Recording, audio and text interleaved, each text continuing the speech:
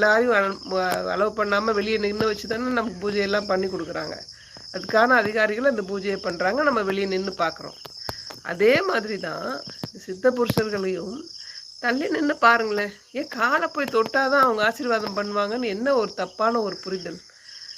அது அது அது தொடுறதுனால எவ்வளவு பெரிய பாவத்தை சுமந்துட்டு போறாங்க தெரியுமா?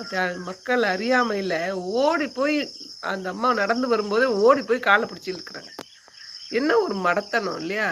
ஒரு லேடி அவங்க நடந்து போயிட்டு இருக்காங்க, நம்ம போய் இப்படி காலில் வச்சு அவங்க தடுக்கி விழுந்தானா என்ன ஆகும் அப்படின்றத பற்றியே யோசிக்கிறது இல்லை. சித்தருங்கிறதே விடுங்க. அப்போ எவ்வளோ ஒரு ஒரு பெண்ணா இருக்க போய் இதே இது நீங்க மூக்குப்பொடி சாமி தொட்டுருந்தீங்கன்னு வச்சுக்கோங்களேன், மண்டையில நங்குன்னு விழுந்திருக்கும். இப்போ யோசிக்கிறேன், அவர் இல்லாதப்ப யோசிக்கிறேன். அதனாலதான் இன்னும் கையில எப்பவுமே ஒரு ஆயுதத்தோடய சுத்துவாரு. யோசிக்கவே மாட்டாரு, இன்னார நம்ம அடிக்கிறோம் அடிக்க கூடாதுன்றலாம் யோசிக்க